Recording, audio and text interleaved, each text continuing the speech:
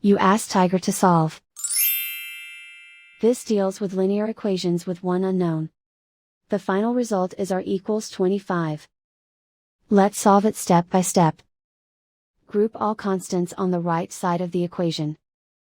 Add 6 to both sides. Simplify the arithmetic.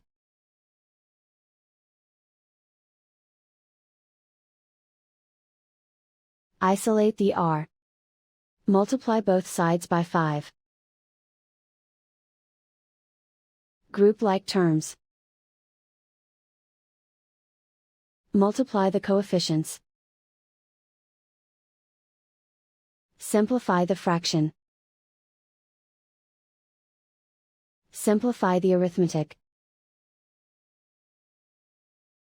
And so the final result is r equals 25.